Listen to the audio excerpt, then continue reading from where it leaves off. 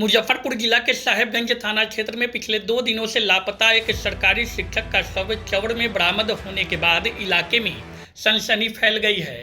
मृतक शिक्षक के शरीर पर गहरे जख्म के निशान पाया गया है। आशंका है कि चाकू से गोद गोद कर उनकी निर्मम हत्या की गई है।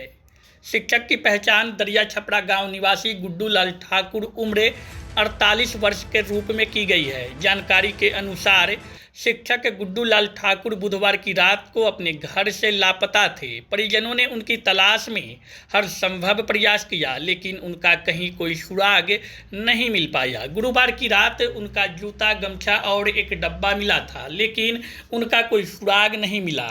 आज शुक्रवार की तड़के सुबह को गुड्डू लाल ठाकुर का शव उसी जगह मिला जहां उनका सामान बरामद हुआ था। शव मिलने की खबर फैलते ही परिजन और ग्रामीणों की भीड़ मौके पर पहुंचने लगी। भारी संख्या में ग्रामीणों की भीड़ घटना स्थल पर पहुंच गई। वही सूचना मिलने पर साहेबगंज थाना अध्यक्ष सिकंदर कुमार दलबल के साथ घटना स्थल पर पहुंचकर जांच पड़ताल शुरू कर दिया। थाना अध्यक्ष ने कहा कि प्रथम दृष्टया मामला हत्या का प्रतीत हो रहा है। पुलिस ने शव को कब्जे में लेकर पोस्टमार्टम के लिए SKMCH भेज दिया। शिक्षक गुड्डू लाल ठाकुर राजकीय मध्य विद्यालय मनाइन में पदस्थापित थे। वहीं घटना की जानकारी मिलने पर राजद नेता साहू भूपाल भारती और राष्ट्रीय नाई महासभा के जिलाध्यक्ष राजकुमार ठाकुर नंदवंशी SKMCH पहुंचे, जहां उन्होंने परिजनों से मिलकर पूरी घटनाक्रम की जानकारी ली। घटना की कड़े शब्दों में उन्होंने निंदा करते हुए शासन प्रशासन पर सवाल उठाया और कहा कि एक सरकारी शिक्षक की निर्ममतापूर्ण हत्या की गई है। पूरे प्रदेश में अराजक स्थिति उत्पन्न हो गई है। अपराधियों में पुलिस का भय नहीं रह गया है। इनका पहचान गुड्डूलाल ठाकुर शिक्षक हैं, ग्राम दरिया छपरा के हैं। यही इनका पहचान है। अच्छा, कैसे क्या कुछ हुआ है? देखिए, रात्रि से लापता थे। कल रात्रि को, यानी उसके एक दिन पहले से ही लापता थे। तो 2 तारीख को 2 तारीख के रात्रि को 10:30 बजे हम लोग देखे। इनके पास में ही मेरा घर है।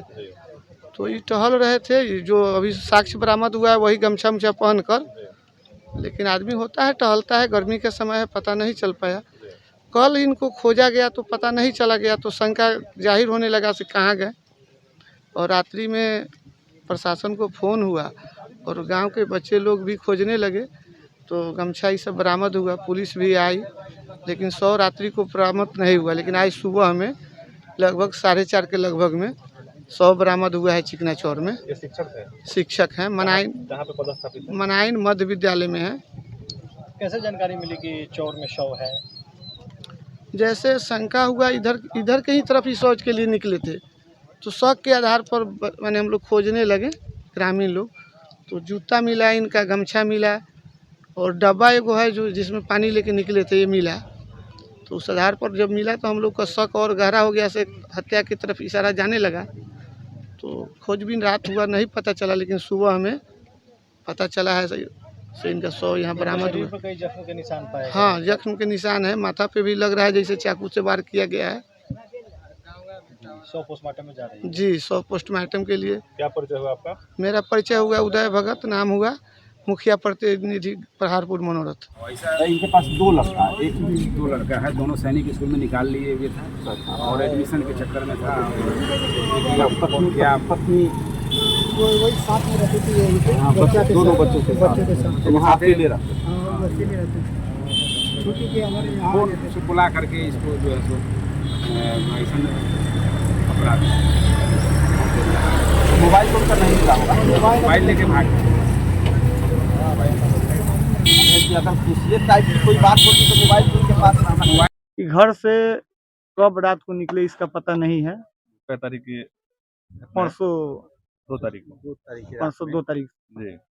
के बाद में कल शाम को नहीं, जब घर पहुँचे तो घर वाले लोग बोले कि चाचा नहीं है। तो खोजबीन शुरू हुआ, तो हम लोग चौड़ में जहाँ तहाँ अगल बगल गांव में इधर उधर खोजे। तो और सब बच्चा सब आया था, तो यहाँ देखा तो गमछा और डिब्बा उब्बा जो लेटरिन करने वाला सामान है, उसको लेके देखे तो पहचान हुआ कि इन्हीं का है। तो सब लोग हम लोग खोज सुबह गए। में मतलब कोई आया था, हाँ, पहचान हुई? सुबह में यहाँ कल आज सुबह में 100 मिली है। देखिए, आज सुबह साहेबगंज के स्थानीय हमारे संगठन के नेताओं के द्वारा पता चला कि दरिया छपरा निवासी एक गुड्डू लाल ठाकुर जो शिक्षक थे और बीएलओ का काम भी कर थे, बीएलओ के कार्य करते थे, और परसों रात में उनको टेलीफोन आता है उनके मोबाइल पर और दूरा पर निकलते हैं, वहां से एक गाड़ी में उनको बैठा लिया जाता है और बैठा लेने के बाद वो ट्रेसलेस हो जाते हैं। घर परिवार के लोग रात में खोजता है, कल दिन भर खोजता है, गांव के इर्द गिर्द ही कोई चौर है, उस चौर में उनका शव मिलता है, निर्मम चाकू गोद करके उनका हत्या कर दिया जाता है।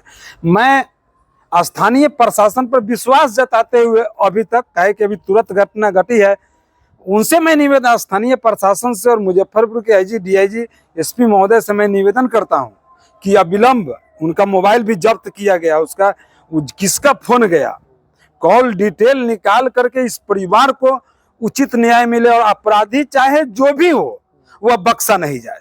अगर प्रशासन अपराधी को बख्शेंगे तो हम लोग प्रशासन को नहीं बख्शेंगे। बात रही कि जो लोग लालू यादव के सरकार को कहते थे जंगल राज है, आदरणीय वहां के विधायक हुआ करते थे राम विचार राय जी, उनके विधायक गिरी में कहा जाता था कि साहेबगंज का क्षेत्र दियरा क्षेत्र है, राम विचार राय यहाँ जंगल बना के रखे हुए हैं।